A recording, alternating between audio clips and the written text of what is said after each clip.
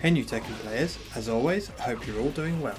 So, for today's video, I thought I would go back to basics and produce something specific for new and upcoming Tekken players. Before I go on, just a big thank you and welcome to all those new subscribers. At the time of recording, we're pushing near 800, and I'm super honoured that so many of you have got in touch to tell me that my content has helped you improve in the game, which is pretty much the whole purpose of this channel, so big thank you to you all. If you've watched some of my content and have found it helpful, then dropping likes, comments and subs will all help the YouTube algorithm get my channel out to more new Tekken players, and they'll hopefully see my videos in their feeds. So for today's video, I thought I would have a little bit of introspection and think about the top 5 pieces of advice I would give myself back in 2020 when I started playing Tekken 7. I'm sure many of you know this because I mention it a fair bit, but my first Tekken game was Tekken 2 because I'm such an old man. And although I sort of played most of the series on and off while growing up, Tekken 7 was the first time that I really started to try and understand what the hell was actually going on and how to get better at the game.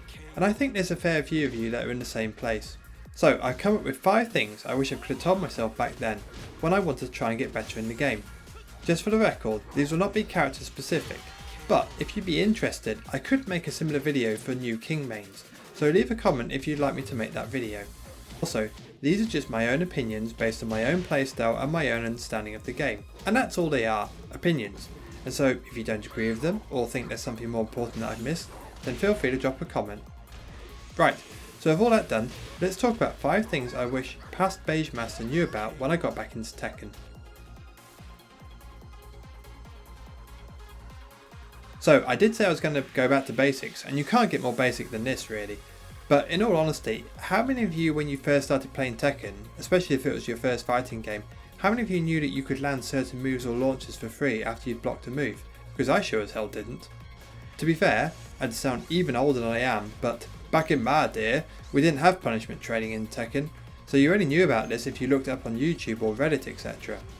So this would be the first thing I'd tell myself and the first thing I'd tell any new player. I'm not saying every punish has to be optimal, and you have to know how minus every move is, but the general rule of thumb in my opinion is any damage is better than no damage. So even if you only punish with your 10 frame, then this is better than say trying to launch punish at minus 15 and not being quick enough and so getting no damage. Plus, most 10 frame punishes in this game have a lot of other advantages other than just the damage, such as good frames or good Okizemi.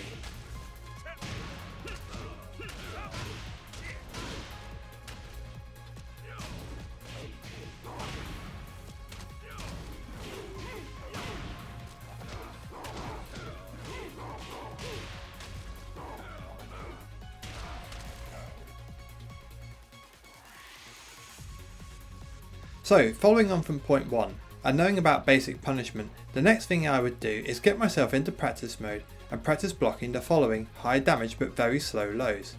Now there are a lot more out there, but I would start with the following because I think these lows are abused the most in the early ranks. And they are King's full crouch down forward 1,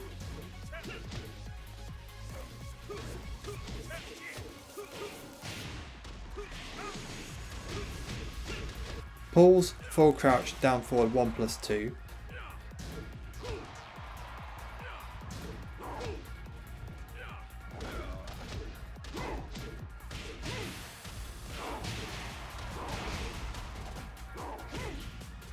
Lily's snake edge,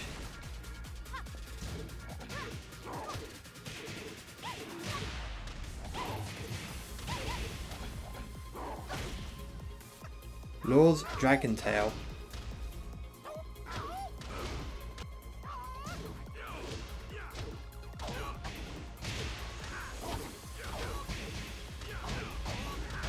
and most important of all, you've guessed it, Brian Snake Edge. Just to explain, the other reason I would suggest you practice these specific lows is that they are all very seeable with the human eye. A lot of lows in this game are so fast that your reaction speeds are just not quick enough, and generally speaking it is quite risky to duck in Tekken randomly because most of the most powerful moves are mids. So I would suggest training and practicing to block these lows that you can block on reaction. If you only have time to pick one, make it Brian Snake Edge because you'll see this all the way through the lower ranks.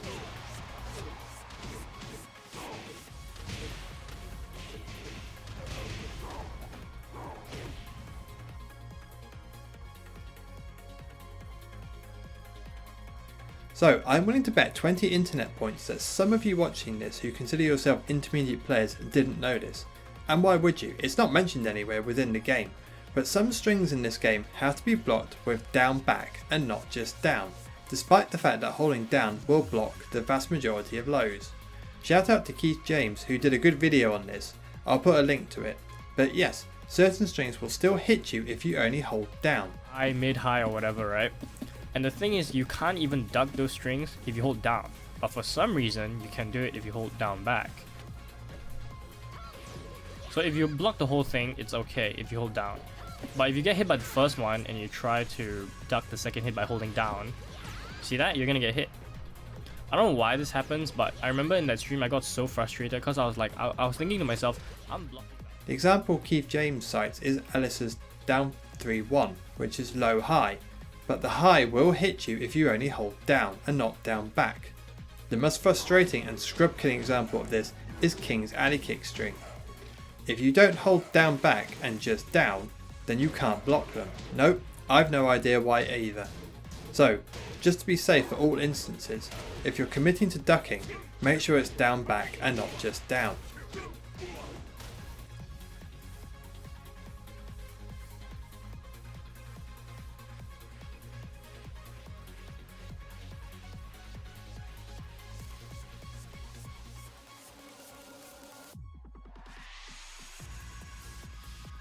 Easy one this.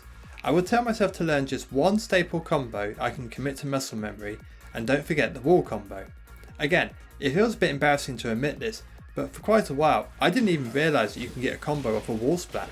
In my defence, I think this is because King's Shining Wizard Ender, which is the one the game teaches you to use, obviously doesn't wall splat, so I just didn't realise I could in effect extend the combo further with a wall combo. That being said, in the early days I would not obsess about combos too much. I know they're flashy and super satisfying, but for early days, just learn one or two that you can always hit. To paraphrase Bruce Lee, fear not the man who has practiced 10,000 kicks once, but fear the man who has practiced one kick 10,000 times. It's always better to land a combo that you know you're going to land every time, rather than trying to be flashy and dropping it.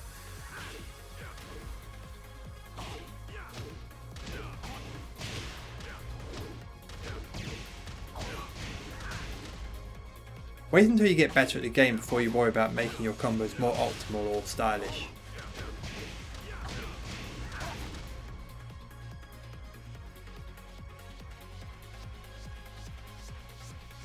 So if you're a kind subscriber of mine, then you probably saw this coming a mile off, but I honestly think it's the most important thing you can learn as a new player, and I wish future Beige Master could have told me this while I was learning. Now, I wouldn't want to scare myself or put myself off by bringing up the dreaded words frame data, but I would certainly give myself the most basic rules, which is if you've been hit, do not try to hit back just yet. Without getting too philosophical about all this, but I think this is why Tekken and other fighting games are so frustrating and primeval. I can see my little virtual body getting beaten up and knocked down, and I know the way to fight back is to mash buttons. But from anyone who has seen my basic frame video, if you try to mash after you've been hit, you're going to get hit again.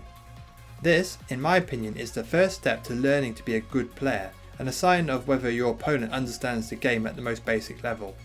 The amount of counter hits I've scored off this simple jab string is obscene, because people can see they've been punched in the face, so they want to punch you back. But this is what I would have told myself back then. Work smarter, not harder. Don't just retaliate for the sake of it. Hold back, be patient, block something, then take your turn and try to grab momentum. Right, well I hope those 5 pearls of wisdom may have helped you in some way. I sure as hell know it would have helped me out back when I got back into Tekken. Is there anything more important that I've missed? Would you disagree with what I suggested? If so, drop a comment below and I'll have a read. If you found this video helpful or any of my other content, please hit the like button and please consider subscribing to the channel. All the best guys and girls, and I look forward to seeing you in the next one.